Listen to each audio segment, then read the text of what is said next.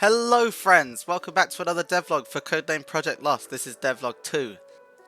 From the very beginning of the game's conception, I know I wanted puzzles mixed throughout the levels of the back rooms. This is because it's quite boring, eventually, just exploring basically an endless maze of the same thing. So to break it up, I wanted puzzles in there of varying difficulty and content, really. The puzzle areas would also act as a calmer area where entities couldn't really access, so the player can take a breather and slow down and focus on the puzzle at hand. So first things first, for puzzles to work in the game, the player needs to be able to interact with the puzzle objects or items, obviously. So first we need an interaction system. This should consist of picking up items, being able to move them, throw them, and sometimes even break them. An interaction system isn't just for puzzles either, it's for picking up inventory items, or interacting with the world using those items, and opening doors and windows, and turning on or off TVs and stuff like that. The possibilities are endless. Different levels will have access to different puzzles and mysteries. Some of these examples are like no-clip walls, so sometimes on certain levels walls will go fuzzy, like a static texture on the wall where the material's kind of glitching out on purpose, and that means you can actually go through the wall and that will take you to somewhere else in the level or a different level altogether. I'll go over one of these a bit later at the end of the video. So let's have a look at what puzzles I actually have in the game so far. I've been playing Koromon recently. In the early stages of that game, there's doors that are the same colour as a switch, and when you pull that switch, they alternate which one is open. So there's door A and door B, and door A and B are both blue, and if you pull the blue switch, one will open and the other will close, and vice versa.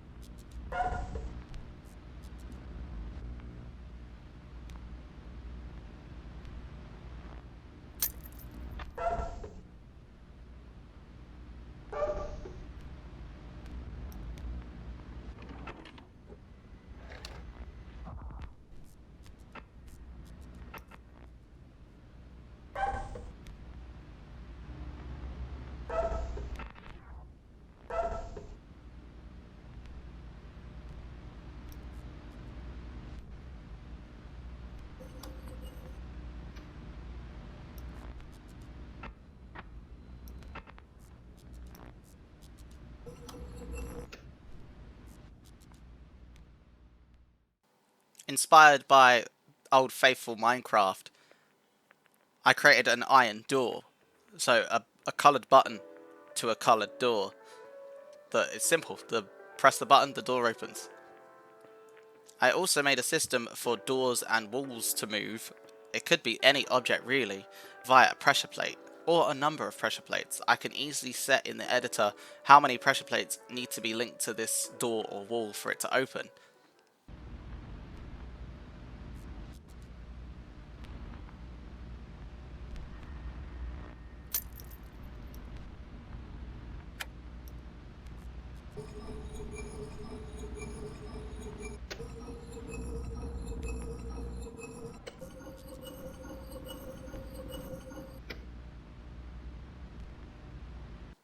There is also a smaller puzzle that kind of links to gameplay a lot more, in the sense that you need to find fuses to be able to turn on certain lights and put the fuses in the fuse box.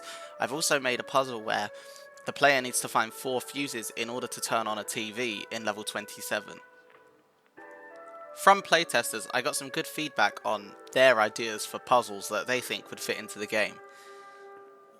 The playtesters said the following: Rooms you have to rotate to allow for a different pathway to open up and become available to the player. Find an object needed. These two are actually already semi-implemented into the game. The next one said an ice track puzzle where you like slip, but they said instead of ice, maybe use blood or ectoplasm.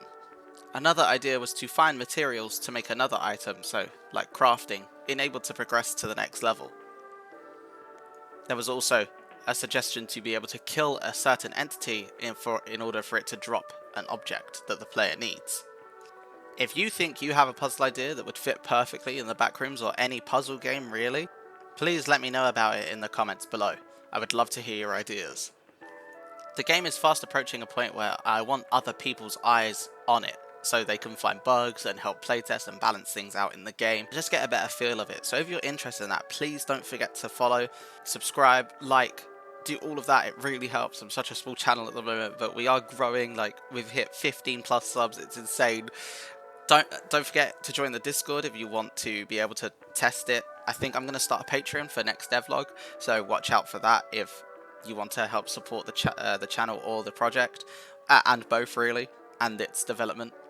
If you've watched this far, thank you so much for watching. You're awesome, and I'm going to leave you with this little treat.